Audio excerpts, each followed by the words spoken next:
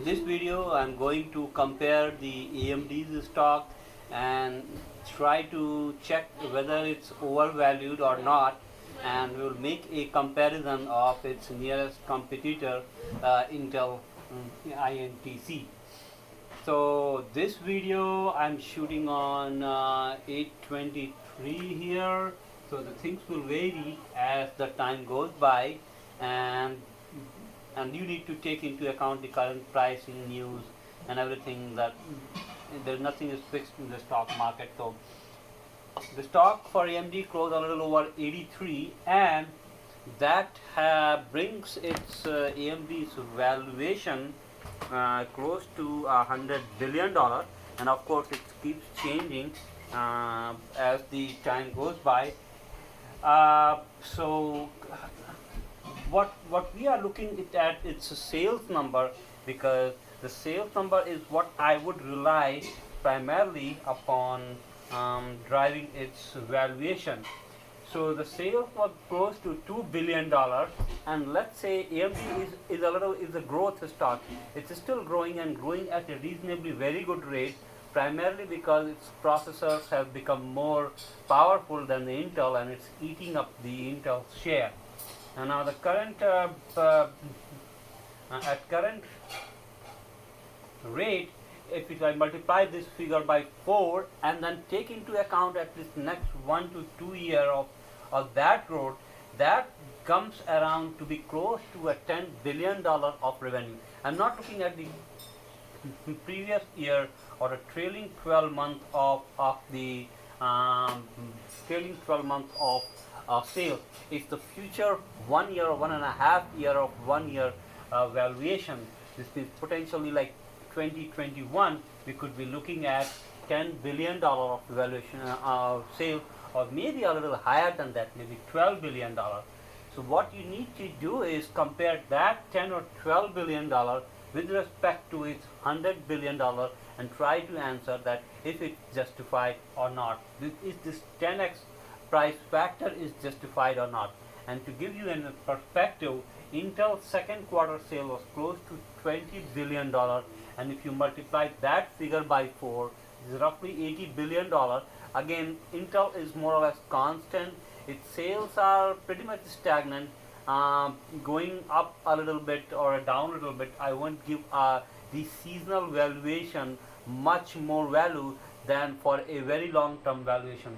So if you compare this 80 billion with $209 billion of the current valuation at $49 Intel's price, close to what it closed at in 823, then we see that this valuation is a little less than 3x, which to me it looks like this 3x should be the factor for a company like Intel with a reasonable amount of profit, reasonably good amount of profit. It's not a grocery store where we apply a 1 or less sale. So in my opinion, if I apply that 3x valuation, then its price should be close to like $52, $53. That's where I would put its valuation price. That any price less than that makes me comfortable about it. There are few things you need to keep in mind. If you look at the insider trading, that means the people who are regularly planning to, because this $80 of price, or between $55 to $80 of AMD price has been there for last 1.5 months. That's where its price keeps growing. It was around $55 to $60. Then the news came that Intel has the 7 nanometer. It's running behind its schedule in 7 nanometer technology.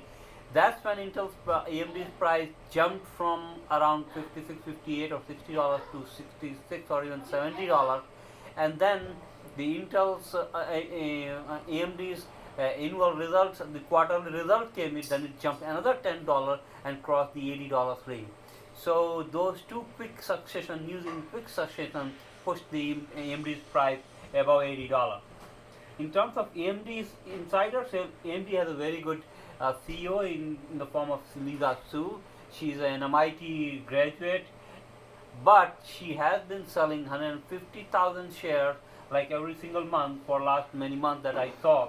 And I also saw a few more insiders selling on AMD which means to me means that indicates that they feel that the AMD's pricing has been fully valued, or it's the right time to sell this share. There is not much more room left for it to grow. That's why anybody would sell it. I did not find any much insider selling inside the Intel. In fact, on the other hand, Intel proposed or I think planned a buyback of their own share, which they feel that it's undervalued. So in between these news, let me tell you a little bit of technology and what are those recent news that driving this AMD share up and Intel thing. So the one is the 7 nanometer technology. Intel has its own chip manufacturing factories, and Intel so far has been a leader into that. So while the whole world was working on 22 nanometer, Intel could be working on 15 nanometer. That's what has been happening over the last couple of decades or maybe more. But the things have turned around just in last 1 year or so. While rest of the fab manufacturer like Taiwanese Semiconductor, TSMC and others, they have jumped ahead with their 7 nanometer technology. Intel is still facing problem in terms of its yield, in terms of its rolling out the 7 nanometer plan. What the 7 nanometer does is it gives the advantage of being able to cram in more processor in a given die, and the same amount the processors inside that are able to perform more power efficiently. That's very important for the laptops and thin laptops. So that's one reason why Intel is gaining the market share, snatching the market share from Intel, and that's the main reason why Intel's prices, AMD's prices shot up so far. The second AMD's advantage is the gaming plus CPU. In the same chip, we have the CPU and the gaming GPU. What the GPU does is that by cramming in more processing power for the graphics and the processing, it's able to churn out very cheap processor which is good enough for the gaming segment. Usually there is a gaming chip is separate, but you need to pay more for it and the overall system cost increases. So AMD has been very strong in this gaming section when they combined with while they were not so much powerful in CPU, now their CPU has also become as strong and the gaming is still strong. For the same cost, they are able to provide a combo that has become much more competitive in terms of price. So those are the reasons that AMD is consistently growing at like 15-20% every quarter, and then it seems that it will keep growing at that rate. Now to the Intel's another AMD's advantage is that they have their inter-processor communication techniques and technologies have become more efficient, and they have a little bit of edge, and they are able to cram in more processor in a given die area or a chip area. So that's another advantage. Intel's advantage, and that's where everyone has to be very careful with that, it still leads in a single processor performance. And what does that mean? That if we are looking at the 7 nanometer as its advantage, is not actually AMD's advantage. At the worst, Intel can also use the same service that AMD is using and become at par in terms of the process technology.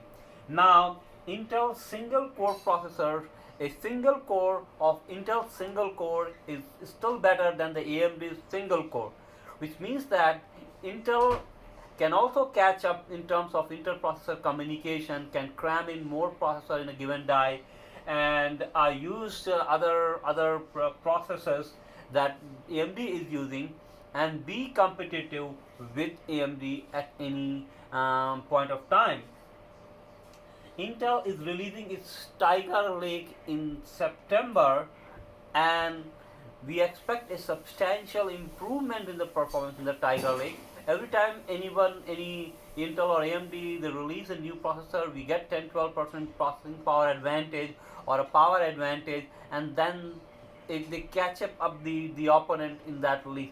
So whenever the news come, it's possible that Intel's share will suddenly may see a bump in its price, and that's something that you could take advantage of it. So in between these things, I wanted to give my personal feeling that AMD is still an underdog. It's still has a very good growth history rate, but at the same time, it's overvalued. Let's say its price were 45, 46 or something like that, which would give me half of this, which is valued at $50 billion. I mean, for the next 2 years, it will be at 4x or 5x kind of price. I would probably buy AMD. But at this point of time, because Intel can anytime strike back within 6 months, 1 year, 2 year, and AMD is snatching the market share is a slow process. It's not that it releases a faster processor or something. It's able to snatch up the whole market share because its sales has to work, its marketing team has to work, it needs to deliver the message that it's consistent about it, it needs to previously already established buyer, for example Dell, it takes processors only from the Intel, and so AMD will have to break many such bastions to get more market share, and that is a slow process.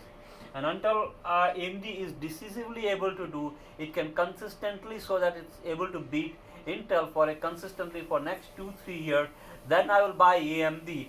But the things could change over a period of 2 to 3 years. Is a very big time in the semiconductor history. The processing power almost increases by 10% or 12% every year, and things can take a turnaround in that period of time as Intel hits back with its own process improvement and things like that. So my personal opinion would be to avoid AMD at this point of time, but you can catch it back if it substantially drops down for some reason or the other to something like $50 or so pricing. And for the same reason, because Intel's price has gone down, I would probably buy Intel. So I think this is what my opinion is, but I would like to see any thought against me to balance whatever I say, and I would like your comments in the comment section of this video. Thanks.